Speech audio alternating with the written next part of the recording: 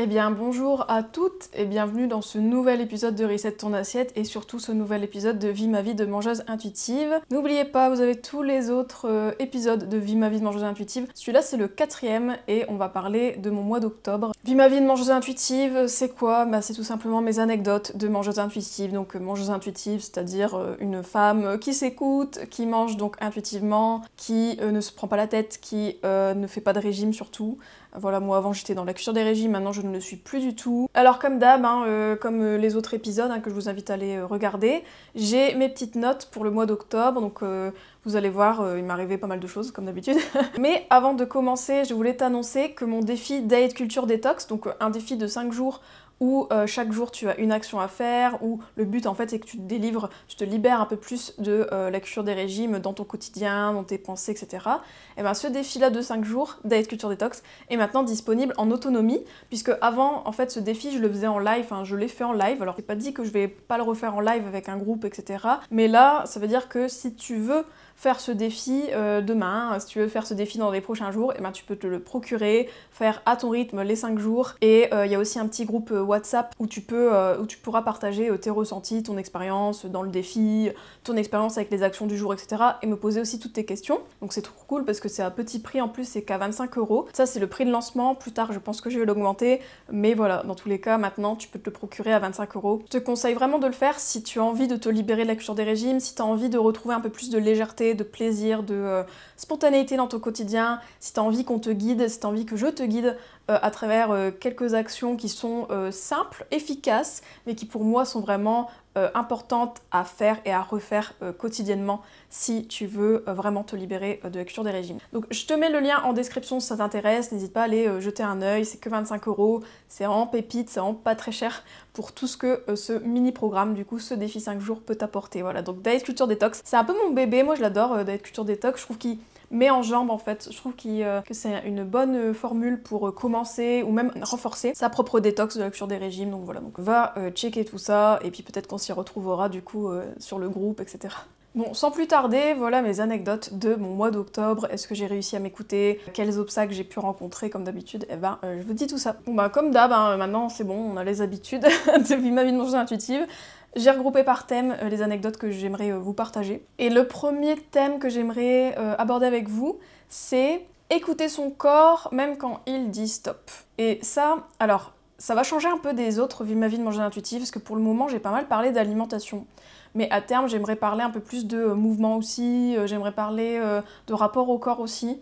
Dites-moi d'ailleurs si ça vous tente, si ça vous chauffe que je vous parle un peu plus de mon rapport au corps, même si rapport au corps c'est peut-être un peu plus délicat parfois à partager. Mais bon, je vais voir ce que je peux vous en dire en tout cas quand j'en aurai des anecdotes sur ce sujet-là. Parce que là, typiquement, cette anecdote-là, j'aimerais vous parler de sport en fait et de mouvement bienveillant. Faut pas oublier que le mouvement bienveillant, donc le fait de bouger son corps, de prendre soin de son corps via le mouvement, c'est quelque chose qu'on retrouve aussi en alimentation intuitive. Il y a tout un principe dédié à ça. Disons que le mouvement est décorrélé de l'alimentation en alimentation intuitive, c'est-à-dire que dans la culture des régimes, on apprend à bouger pour perdre du poids, bouger pour brûler des calories, bouger pour ceci, pour cela, toujours dans un but souvent esthétique ou performatif, etc.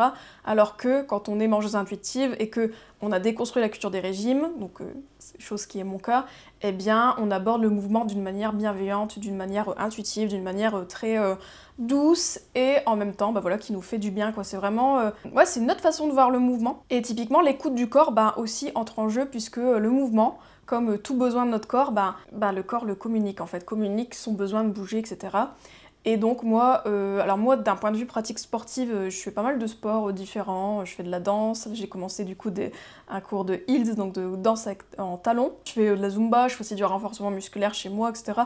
Voilà, je suis un peu touche à tout niveau sport et j'aime ça, vraiment bouger pour mon corps en fait, pour ma santé mentale et physique. Mais je le fais pas dans une optique de performance. Et ça c'est vraiment la grande différence, puisque moi avant, quand je faisais du sport, c'était beaucoup, il fallait que je coche la case, il fallait que je fasse mon sport, parce que sinon je pouvais pas manger la raclette de ce soir, etc. etc. Ça, maintenant pour moi c'est de l'histoire ancienne, je ne corrèle pas mon alimentation, du sport que je fais, etc. C'est vraiment très fluide et très bienveillant, très serein, voilà. Franchement, très paisible, quoi. Et donc l'activité physique, actuellement, je m'écoute aussi, c'est-à-dire que des fois, quand il y a des moments où je me sens que je sens que je suis fatiguée, que je sens que bon, je suis un peu raplapla, etc., il y a du sport que soit je vais pas faire, ou soit je vais adapter en fonction de mon état d'énergie, de mon état du jour, etc. Et là, justement, ça m'est arrivé, donc je me suis dit, je vais vous le partager. Je trouve que, voilà, vivre ma vie de manger intuitif, c'est aussi ça. C'est aussi vivre ma vie de bougeuse intuitive, vivre ma vie de femme badass qui accepte son corps, etc. Pour moi, tout est lié de toute manière. Et typiquement, donc moi j'ai commencé le début du mois, par mes règles en fait, le début de mon cycle, on va dire, menstruel. Et donc du coup, au tout début du mois, je devais faire mon sport et en réalité j'ai senti que j'avais pas d'énergie et j'ai senti qu'en fait mon corps avait plus besoin limite de repos que de mouvement. Et en fait je voulais faire mon sport et en fait j'ai vu que je me sentais fatiguée. Du coup qu'est-ce que j'ai fait ? Je me suis dit je vais pas le faire. Alors je dis pas, hein, des fois il y a des moments j'ai pas envie de faire mon sport, mais je le fais quand même parce que je sais que c'est en faisant que je vais avoir envie, on va dire, et qu'après, tout se passe bien, et qu'en fait, je suis trop contente de l'avoir fait. Voilà, il y a un arbitrage à faire, je trouve, par rapport à tout ça. Mais là, dans l'exemple que je vous donne, c'est un moment où je savais pertinemment que j'étais fatiguée et que mon corps me donnait des signes que j'avais besoin de repos. Et de toute manière, c'était le début de mon cycle, donc forcément, en fait, souvent, moi, quand j'ai mes règles ou que je suis même en SPM, souvent, c'est pas le moment là où je fais du sport vraiment intensif ou même où j'ai le plus d'énergie, hein. Souvent j'ai un peu envie de me rouler en boule dans mon lit comme tout le monde. Du coup, voilà, là, à ce moment-là, je me suis écoutée et j'ai choisi donc de ne pas faire ce sport parce que voilà, je me sentais fatiguée.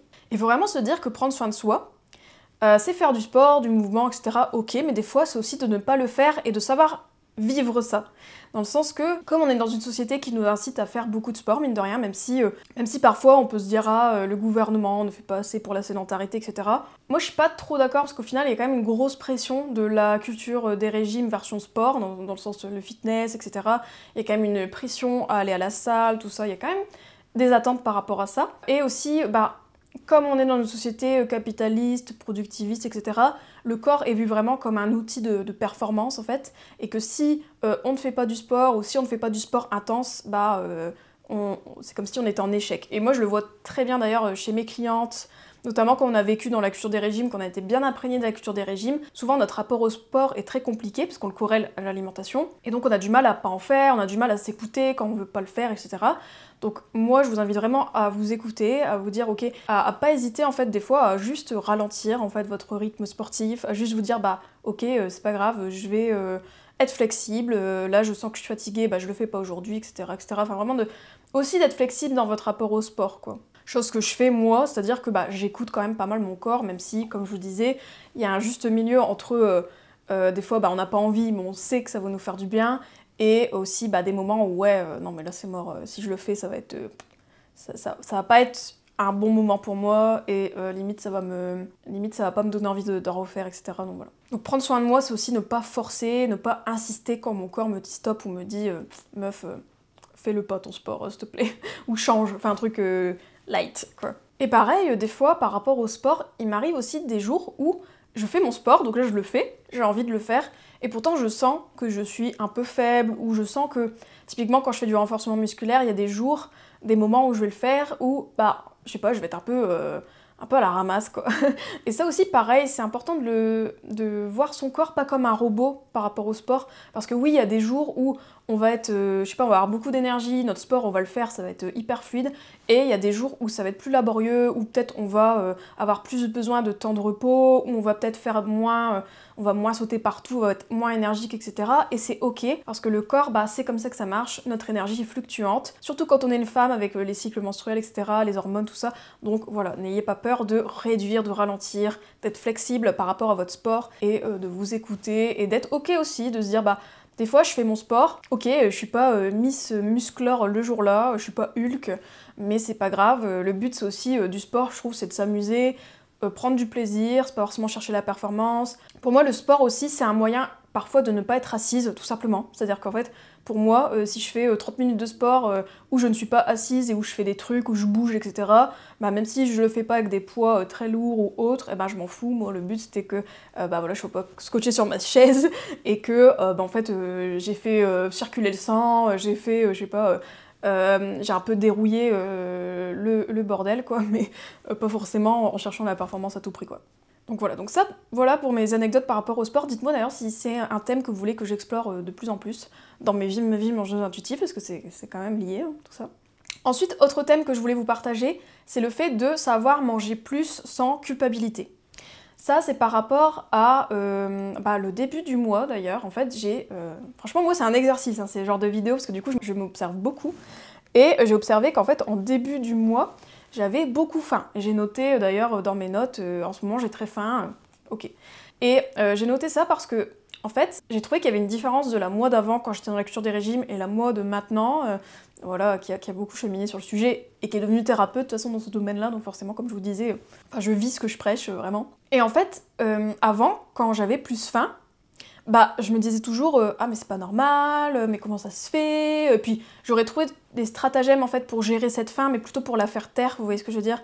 Genre boire plus de tisane, manger, je sais pas, des trucs qui occupent l'estomac, mettre plus de légumes, ce genre de choses. Chose qu'on retrouve hein, dans la culture des régimes. Hein. La culture des régimes, elle nous invite à faire ça, à couper notre faim, à la taire, à vraiment la silencier le plus possible. Du coup, moi, dans les moments où j'ai très faim comme ça, typiquement, je pense qu'avant, j'aurais vraiment réagi différemment, j'aurais trouvé ça pas normal, et j'aurais voulu vraiment étouffer cette faim. Alors que là, j'ai observé que j'avais plus faim, que ma faim revenait plus vite entre les repas, etc. Et qu'est-ce que j'ai fait? Bah tout simplement, j'ai mangé plus, j'ai voulu manger plus costaud.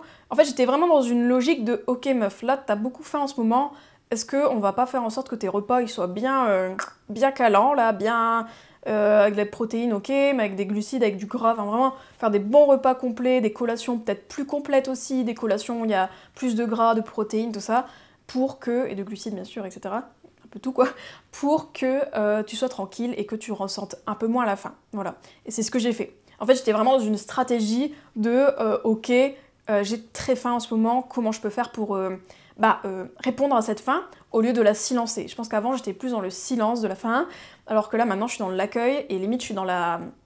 En fait je vais manger. En fait c'est bête à dire, mais je pense que quand on est dans la culture des régimes, quand on a plus faim, on mange pas quoi. Alors que pourtant, quand on a plus faim, c'est que le corps a besoin en fait. Le corps s'y communique de la faim, à part si on a un dérèglement vraiment hormonal ou je sais pas quoi, mais en réalité, souvent le corps, s'il demande, c'est qu'il a besoin quoi. Et que la culture des régimes nous apprend à toujours nous méfier de notre corps quand il a faim, alors que moi maintenant je ne suis plus du tout dans cette optique-là, mais plus du tout, quand je vous dis plus du tout, mais c'est à mille lieues de tout ça. Et maintenant je suis plutôt dans vraiment la réponse. Voilà, tout simplement, la réponse à cette faim quoi.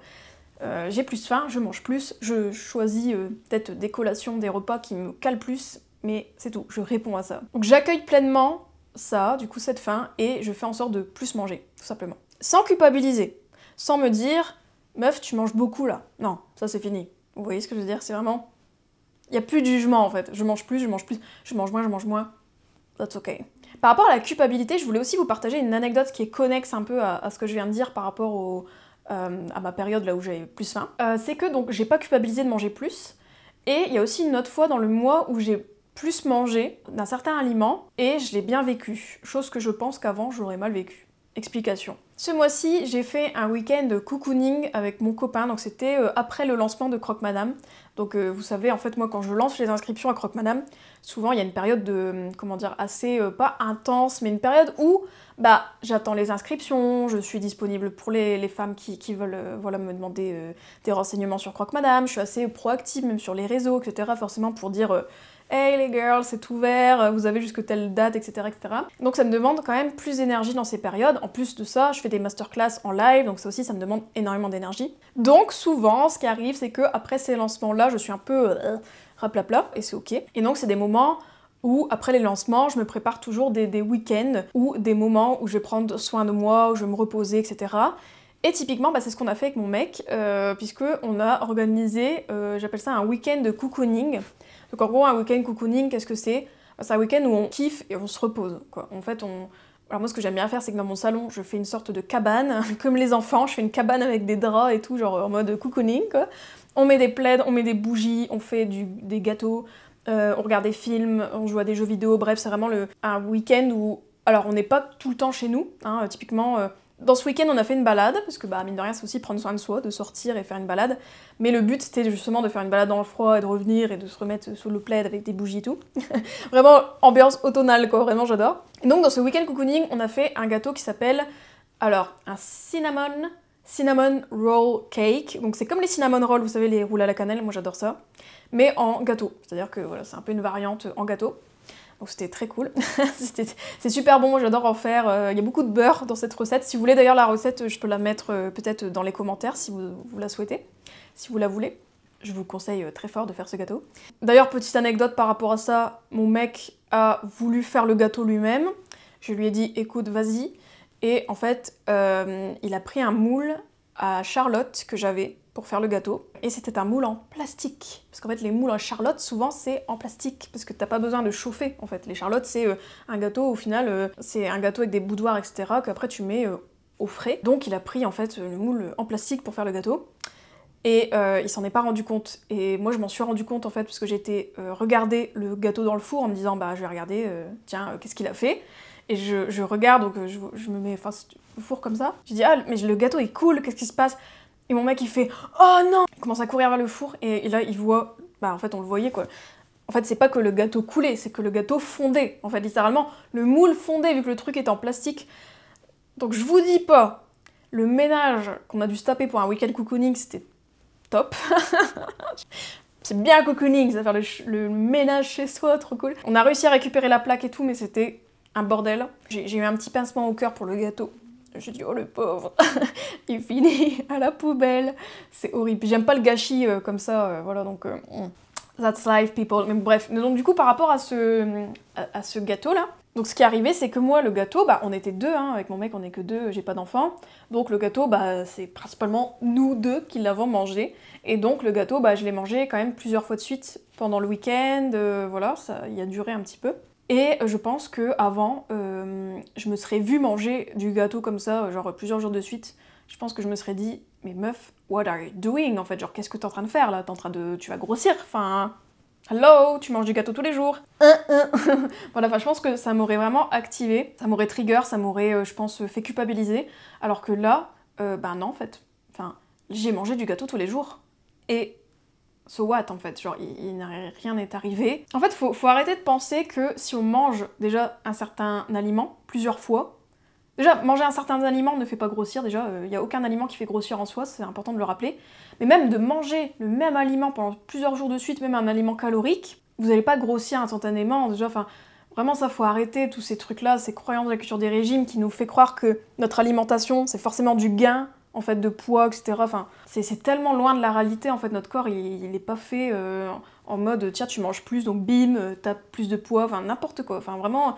Ça, faut vraiment déconstruire, je sais que c'est compliqué, parce qu'il y a cette peur de grossir, cette grossophobie, etc. Mais je vous invite vraiment à travailler sur ça, parce que, typiquement, moi, maintenant, je mange du gâteau plusieurs jours de suite, à aucun moment j'ai peur de grossir. Genre, je m'en fous, en fait, limite, la pensée de grossir ne m'a même pas effleuré l'esprit. Là, je vous le dis parce qu'on est dans une vidéo et que j'y pense, donc je le dis, et comme je travaille ça avec mes clientes tous les jours, forcément, ça me vient, je me dis, tiens, ça serait peut-être utile de le redire ici.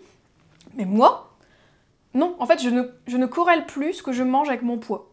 Déjà, mon poids, je le connais pas, donc déjà, mais voilà. Mais même, je suis pas en train de regarder mon corps, à faire du body checking, à vous voyez, à me dire, bah tiens, j'ai mangé du gâteau, donc demain, je vais me regarder de profil pour voir si mon ventre est plus gros. Genre, so what, en fait, mon corps, il va réguler, enfin... M'en fous. Enfin, vraiment, c'est genre, ouais, ok. Ouais, et même si je grossissais parce que j'avais mangé du gâteau, mais genre, enfin, je m'en fous, quoi. Voilà, donc ça, c'est très important de le redire. Donc ça, voilà. Et j'ai pas culpabilisé, donc comme je vous disais, chose que moi, je pense que j'aurais fait avant. J'aurais culpabilisé à balle en me disant, punaise, t'as mangé du gâteau plusieurs jours de suite, oh my god. Et là, maintenant, je n'ai plus ce drama mental. Donc ça, c'est hyper cool. Et par rapport à la culpabilité, je vais quand même revenir sur ça. Quand je dis manger sans culpabilité, je dis pas que la culpabilité c'est forcément quelque chose de mal en soi. En fait c'est une émotion, donc aucune émotion est mal. Enfin je veux dire, il y a des émotions désagréables, ok. Mais pour moi, j'ai totalement déconstruit le émotion positive versus négative. Moi je trouve que c'est connoter les émotions, je suis pas fan. Du coup moi je préfère dire émotion désagréable et émotion agréable. Donc la culpabilité pour moi c'est une émotion désagréable. Mais c'est pas... en fait quand je dis manger sans culpabiliser, le but, c'est pas non plus d'avoir zéro culpabilité, c'est d'en avoir moins en moins. Et surtout, en fait, je pense qu'un jour, on a tellement déconstruit tout ça que la culpabilité n'a pas lieu d'être. C'est ça que je veux dire. Moi, je pense vraiment qu'on peut manger sans culpabilité, genre limite très proche de zéro, quoi. Chose que j'expérimente moi, que d'autres clientes expérimentent. Parce que quand t'as pas lié de moralité à l'alimentation, Bah en fait, pourquoi t'aurais de la culpabilité? Je veux dire, est-ce que j'ai de la culpabilité quand je vais aux toilettes 3 fois de suite? Non. Enfin, je me dirais, merde, t'as peut-être une cystite, mais je veux dire, vous voyez ce que je veux dire? Je me dis pas, ah, t'as fait pipi à 14h et là tu refais à 15h, c'est pas normal, machin. Bah non, en fait, enfin, je m'en fous, je culpabilise pas. Je me dis pas, ah, t'as fauté, genre. Je me sens pas en échec parce que j'ai fait pipi plus de fois. Et pour moi, c'est pareil, la bouffe, en fait. Je ne me sens pas en échec si je mange plus, je me sens pas en échec si je mange différemment. Genre, c'est que de l'alimentation, en fait, vraiment. C'est que de l'alimentation. C'est un non-sujet pour moi. Et chose que je vous invite vraiment à expérimenter un jour. Et c'est pour ça que je vous invite à faire un accompagnement avec moi, à creuser mon approche, l'alimentation intuitive, etc. Parce que c'est ça que ça vous aide aussi à avoir, cette alimentation vraiment non-sujet, sans culpabilité. Et c'est vraiment... Enfin, je vous le souhaite de le vivre parce que c'est cool, en fait. Quand je pense à la moi d'avant qui culpabilisait beaucoup, etc. Enfin, je me dis, mais meuf, waouh, que de temps perdu, quoi. Voilà pour ça, en tout cas. Mais donc, je suis très contente de ne plus avoir de culpabilité, de manger plusieurs fois de suite un gâteau. Ce n'est plus un drama pour moi, voilà. Ensuite, autre anecdote que je voulais vous partager, c'est que l'alimentation peut être, alors, plaisante, ok, mais elle peut être ludique. Et je l'ai revu ce week-end, la cocooning, parce que j'ai fait du sirop de pumpkin, enfin de citrouille maison, pour faire des pumpkin spice latte. Donc pumpkin spice latte, si vous savez pas ce que c'est, franchement, je vous invite à en boire un jour dans votre vie, parce que c'est incroyable. Et en fait, c'est un latte, donc avec du café, du lait et du sirop de citrouille maison. Et c'est un banger, enfin c'est trop bon. Franchement, moi j'étais pas très café avant, maintenant j'adore les lattés. Mais les pumpkin spice latte, alors c'est bizarre hein, dit comme ça, je sais qu'on se dit waouh, pourquoi tu mets de la citrouille dans ton café, genre meuf. Mais franchement ça marche trop bien, vraiment c'est incroyable. Voilà, je vous invite vraiment à le boire. D'ailleurs si vous aimez, si tu aimes toi les pumpkin spice latte, n'hésite pas à mettre un emoji citrouille en commentaire et tout. Ou à dire juste je suis d'accord avec toi Juliette, j'adore les pumpkin spice latte. Parce que voilà, on est dans la même team. Et donc j'ai fait un sirop de citrouille maison, et en vrai je me suis vraiment amusée à le faire. Bon, j'ai eu l'impression d'être une tradwife, j'ai eu l'impression d'être une femme des années 50 là, qui fait son sirop et tout, qui fait son pain, machin là. Mais en vrai c'était vraiment cool de le faire, c'était ludique, c'était une recette que je connaissais pas du tout. Et même de faire un sirop, moi j'avais jamais fait. Et donc j'ai bien aimé le faire, et j'ai bien aimé... voilà, même c'était satisfaisant, même... Vous voyez, quand j'ai bu mon pumpkin spice latte, en fait j'étais contente parce que je me disais, mais c'est moi qui ai fait le sirop. Enfin, c'est bête, mais il y a un peu une satisfaction à faire soi-même, en fait, beaucoup. Et je trouve qu'on retrouve ça quand on cuisine. Et je trouve que l'alimentation intuitive nous aide aussi à être comme ça par rapport à son alimentation. C'est-à-dire avoir l'alimentation de manière ludique, de manière réconfortante, de manière plaisante. Parce que souvent, ce qu'on a associé à l'alimentation, quand on a été dans la culture des régimes, c'est beaucoup de l'anxiété, de l'angoisse, du stress, de la culpabilité, etc. Et de revenir à un rapport à l'alimentation où on expérimente, où on joue. En fait, si vous le faites avec des enfants, par exemple, si un jour vous faites un gâteau avec des enfants, c'est trop cool, les enfants se marrent, vous mettez de la farine partout, enfin, c'est cool aussi, je veux dire, l'alimentation, de la cuisine en fait aussi. Et donc, vraiment, voilà, je voulais juste vous dire ça, de vous dire comment je peux faire pour que mon alimentation, elle soit plus ludique, comment je peux faire pour que mon alimentation aujourd'hui, elle soit plus...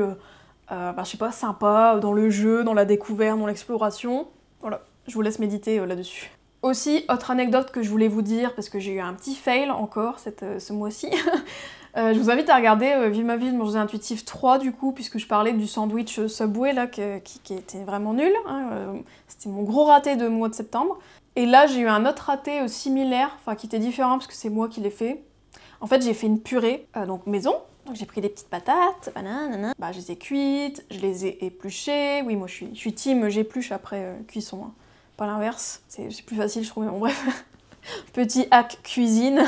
J'ai voulu faire ma maligne et je me suis dit, en fait j'en avais marre parce que j'avais pas de... En fait moi j'ai pas de presse purée. Donc je me suis dit, je vais essayer de l'écraser avec la fourchette. Mais je sais pas, j'avais la flemme, en fait je faisais ça et tout, je trouvais ça chiant. Donc je me suis dit, qu'est-ce qu'on peut faire pour que ça soit plus facile? Du coup, qu'est-ce que j'ai fait? Je me suis dit, je vais prendre mon mixeur plongeant. Vu que moi je fais des purées de carottes avec, donc théoriquement je peux faire pareil avec des pommes de terre. Eh ben, faites pas ça. Faites pas ça. Oubliez, ne mixez pas avec un mixeur plongeant vos pommes de terre, c'est horrible. En fait, c'est ce que j'ai fait, du coup, j'ai vraiment mixé avec le mixeur plongeant. Ça m'a fait une colle, mais pire que la colle UU, là. Mais vraiment, c'était horrible, c'était... Ah, ça faisait des... La texture était horrible, vraiment visqueuse. Ah bah, c'est pas de ça une purée en fait, voilà. Donc j'ai regardé sur internet pourquoi ça m'a fait ça. Et en fait c'est parce que dans les pommes de terre il y a de l'amidon. Et en fait l'amidon quand il est trop stimulé, bah il fait cette texture là.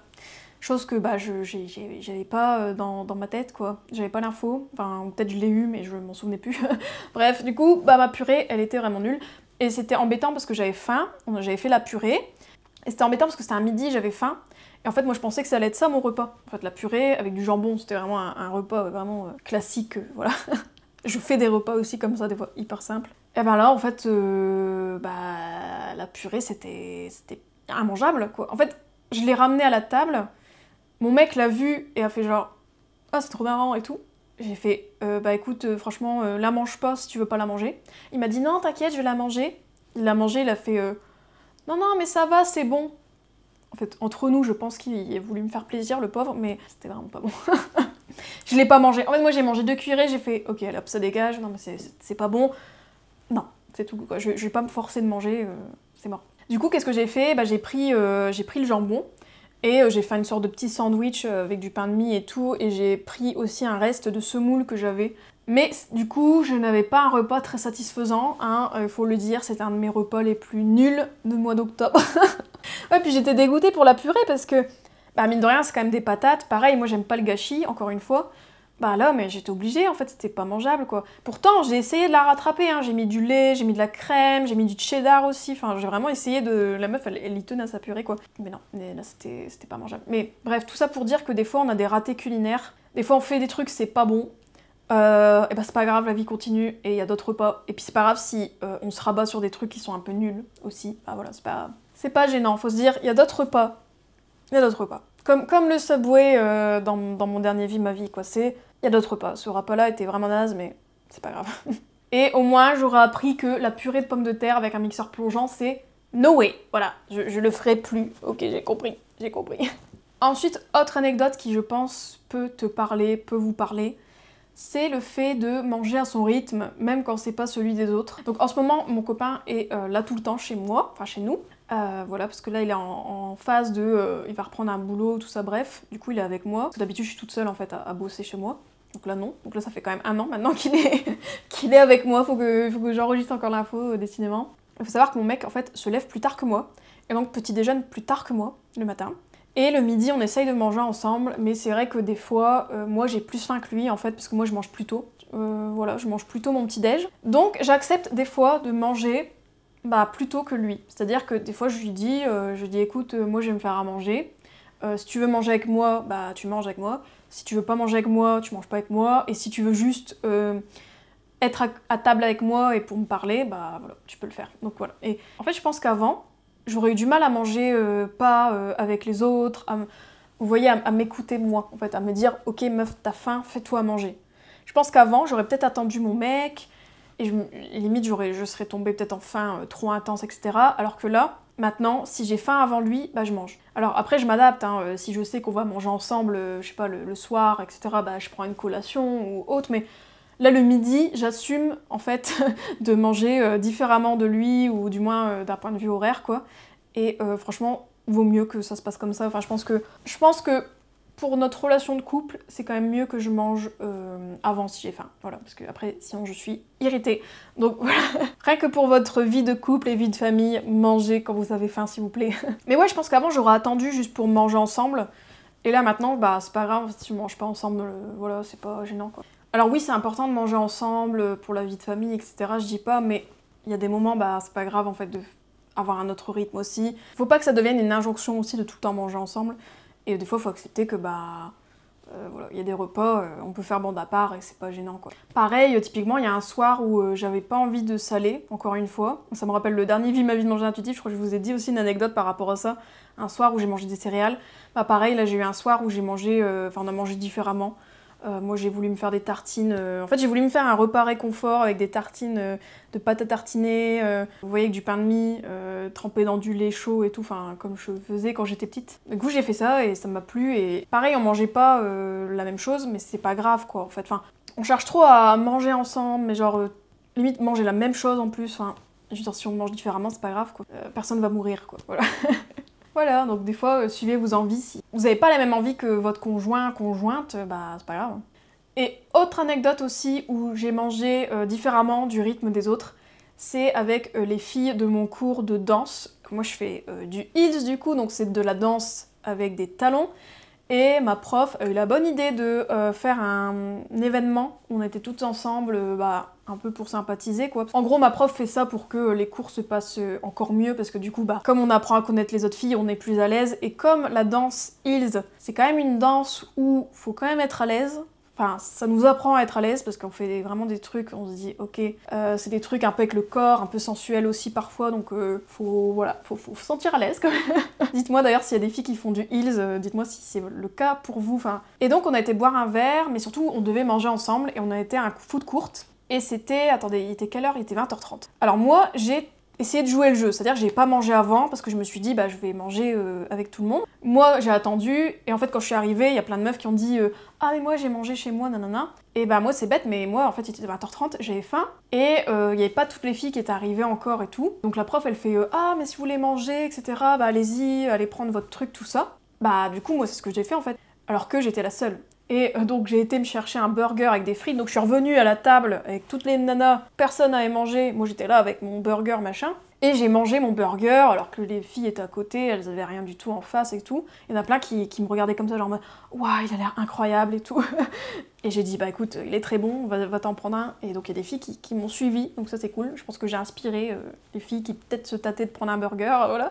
Je pense qu'il y en a peut-être qui avaient peur d'être jugées, je pense, enfin connaissant la gente féminine et l'alimentation, je pense que il y a des femmes qui peut-être avaient envie d'un burger mais ne l'ont pas pris. Je vous raconte cette anecdote parce que typiquement là, j'étais la seule à manger un burger en plus, chose un peu connotée quoi, je trouve, pour les autres quoi. Et je pense qu'avant, alors soit j'aurais attendu que quelqu'un mange avec moi, ou soit j'aurais pas pris un burger parce que je me serais dit putain faut que je montre que je suis la meuf healthy quoi. Tu vois, surtout que c'est des nanas qui font de la danse et tout, la plupart sont minces machin. Peut-être que je me serais dit, je sais pas, c'est pas mon cas là aujourd'hui mais je pense que peut-être, quand j'étais dans la culture des régimes, j'aurais peut-être eu un peu honte de manger un burger, ou peut-être j'aurais pas été à l'aise déjà de manger toute seule, en fait. Et là, je l'ai fait parce que j'avais faim. C'est pour ça que je vous raconte cette anecdote, parce que j'ai répondu à ma faim. Je me suis sentie libre de prendre un burger. Alors, comme d'hab, moi, je suis une personne privilégiée, je suis mince, donc je pense que si j'étais une personne grosse, peut-être que j'aurais pas pris de burger en me disant ah mais peut-être les gens vont me juger, enfin je sais qu'il y a ce truc là aussi quand on est une femme grosse, mais moi pour le coup, moi j'ai pas de frein par rapport à ça, et même si quelqu'un me jugeait en me disant ah la meuf elle mange un burger, c'est pas bon pour la santé, je suis plus dans tout ça, donc moi quand quelqu'un me dirait ça, je serais en mode ok. Diet culture, toi tu devrais faire mon défi diet culture détox toi, décidément. Je vous partage cette anecdote parce que je sais que c'est dur de manger des fois quand les gens mangent pas. Moi je sais que j'ai pas mal de clientes qui m'en parlent des fois quand elles ont faim, tout ça, mais elles osent pas en fait s'affirmer et dire allez les gars, j'ai faim donc je vais me chercher à manger. Alors que on devrait. Je pense que, ok il y a le vivre ensemble, tout ça bien évidemment, et des fois c'est cool de suivre le groupe, mais c'est cool aussi de pas le suivre en fait. Et de respecter ses besoins en fait. Des fois on a faim, on mange en fait. On s'en fout que les autres mangent pas. Pareil, on a envie d'un burger, on le prend, tant pis que machin elle est au régime et qu'elle va loucher dessus et qu'elle va nous dire un truc, on s'en fout en fait, on mange comme on veut. Pour moi c'est ça la vraie liberté alimentaire, c'est vraiment de faire à ta sauce, de écouter ton corps, de répondre à tes besoins. Les autres s'ils sont pas contents, machin truc, écoute, c'est très bien pour eux, grand bien leur face comme on dit, mais voilà, moi je trouve que c'est là où on reprend notre autonomie en fait, parce que en fait je pense que quand on est une femme, on mange beaucoup à travers le regard des autres. C'est-à-dire qu'on va prendre les trucs parce qu'on se dit ah machin il va pas me dire ça, comme ça personne va me juger. Mais en fait ce qu'on fait c'est qu'on se juge en fait nous-mêmes. Et en plus de ça on se frustre parce qu'on mange pas ce qu'on veut.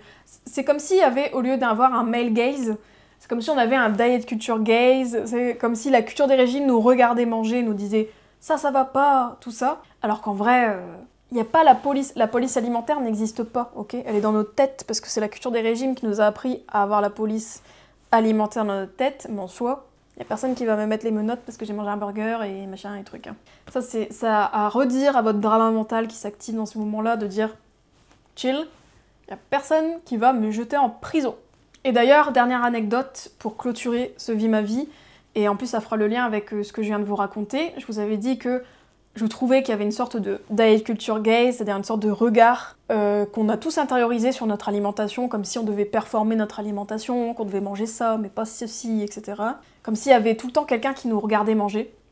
Et typiquement, ça m'est arrivé, c'était quand ?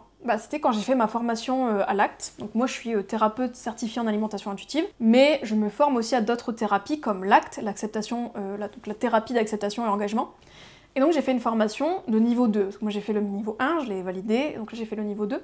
Et c'était en visio, mais c'était avec Benjamin Schoendorf. Donc Benjamin Schoendorf, c'est un peu j'allais dire le grand Manitou. Non, mais c'est genre vraiment une référence pour l'ACT en fait. Les horaires étaient 13h, 16h30 à peu près des formations. Donc c'était du mardi au vendredi. J'ai eu formation de 13h à 16h30. L'heure de 13h, franchement, pour moi c'était très dur à vivre parce que souvent j'avais envie de faire la sieste en fait, donc c'était très dur. Et en plus de ça, ce que j'ai pas aimé, c'est que du coup je mangeais souvent rapidement parce que en fait à 13h j'allais redémarrer, donc c'était un peu embêtant.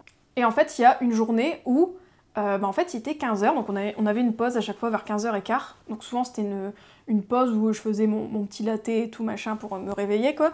Et aussi en fait ce que j'ai fait, il y a une pause où j'avais faim, et qu'est-ce que j'ai fait, c'est que j'ai pris un reste de pâtes que j'avais et j'ai mangé ça.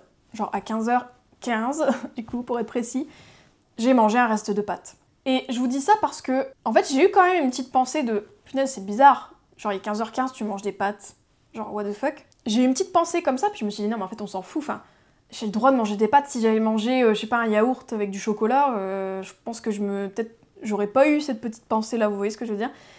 Et vous voyez, même à mon stade, des fois, ça peut arriver hein, que j'ai des pensées automatiques. Et là, j'ai une petite pensée, et je me suis dit « Ah, c'est rigolo comme pensée, parce que, comme je vous disais, si c'était un autre type d'aliment, j'aurais peut-être pas eu ce jugement-là, alors que là, j'ai eu un mini-jugement que j'ai vite recadré, parce que j'ai dit, en fait, meuf, t'as envie de manger des pâtes. Dans tous les cas, c'est ok, même si j'avais mangé, je sais pas, un truc improbable, c'était ok. Et je trouve que du coup, il y avait ce diet culture gaze à ce moment-là, et je me dis, c'est fou à quel point on a internalisé cette deuxième paire d'yeux sur notre bouffe, quoi. Des fois, c'est incroyable, en fait, à quel point on a internalisé ce jugement-là. Mais bref, mais du coup, j'ai bien fait en plus d'avoir mangé ces pâtes, parce que ça m'a donné de l'énergie. Je me sentais calée et je sentais en fait que mon repas du midi, peut-être j'ai mangé trop vite, j'avais peut-être pas mangé assez, donc voilà, donc j'ai juste complété. Et voilà, sans trop de jugement, même si j'ai eu cette pensée automatique là, mais en réalité, c'est pour ça que je l'ai noté, parce que je me suis dit, ah bah ça ferait une bonne anecdote, tiens. Donc si tu as envie à 15h15 de manger un plat de pâtes, des restes, machin, tu fais ce que tu veux. Si c'est à 16h, tu fais ce que tu veux, si c'est à 17h, tu fais ce que tu veux, bref. Personne peut te dire ça va pas ça, tu n'as pas le droit de manger ça, à part la culture des régimes quoi. Et en fait c'est rigolo parce que, vous savez en ACT, donc la thérapie ACT, on apprend à nos patients, à nos clients, à avoir un soi observateur. Chose que je fais en alimentation intuitive. Souvent en alimentation intuitive, on vous invite beaucoup à avoir ce recul, à vous observer, à devenir un peu votre propre anthropologue. Et c'est rigolo, c'est que je me suis fait cette réflexion parce que je me suis dit, en fait moi c'est ce que je fais avec cette vidéo. Je vous montre comment j'ai observé ce que j'ai mangé, comment j'ai mangé, etc. Et je vous invite vraiment à avoir cette posture-là par rapport à votre alimentation, c'est-à-dire d'être dans l'observation neutre, et juste, voir, tiens, j'ai eu cette pensée, tiens, là j'ai voulu faire ça, j'ai pas fait ça, enfin, vraiment d'être comme un scientifique par rapport à votre rapport à l'alimentation, parce que c'est hyper aidant, parce qu'on voit, enfin moi je le fais avec mes clientes beaucoup, moi je suis aussi ce rôle d'observatrice pour elles, et je les invite, je les aide à avoir cette posture-là, parce que plus vous observez comment vous agissez, plus vous observez vos pensées, vos comportements, etc., plus vous pourrez trier, plus vous pourrez dire « Ok, en fait, cette pensée-là, elle me sert pas à vous. » Voilà. « Ah bah tiens, ce comportement-là, il me sert, donc je le garde. Ah bah tiens, peut-être dans ces moments-là, réagir comme ça, c'est pas mal. » Enfin, vous voyez, vous devenez votre experte, votre propre experte. Et moi, je vous invite vraiment à avoir cette posture-là avec vous-même, d'être votre observatrice neutre, votre anthropologue, et aussi, du coup, vous allez muscler votre expertise corporelle par rapport à votre alimentation et vos ressentis. Voilà, c'est tout pour moi pour ce mois d'octobre. J'espère que ça vous a plu. N'hésitez pas à liker, n'hésitez pas à partager cette vidéo, à commenter, à me dire si vous avez aimé, quelles anecdotes vous ont le plus plu, quelles anecdotes vous ont le plus parlé par rapport à vos situations, etc. etc. Donc pour rappel, mon défi Diet Culture Detox est ouvert aux inscriptions, donc si tu as envie de le faire quand tu veux, à ton rythme, vas-y, n'hésite pas à le prendre parce que c'est très cool, c'est une super expérience fun et ludique pour essayer de encore plus déboulonner la culture des régimes dans ton quotidien, dans ta tête, etc. Et en plus de ça, tu as accès à un groupe WhatsApp avec moi, donc c'est cool aussi si tu as envie de un peu discuter avec moi aussi par ce biais-là et peut-être te faire coacher ou ou recevoir un peu de soutien par rapport à ça. Donc je vous fais de gros bisous, merci encore pour votre écoute et votre soutien. Enfin merci d'être là, merci d'écouter, merci de regarder Vie ma vie de mangeuse intuitive. On se dit à dans 2 semaines pour un nouvel épisode de Reset ton assiette, qui ne sera pas un Vie ma vie de mangeuse intuitive, mais qui sera sur un autre thème, je vous en dis pas plus.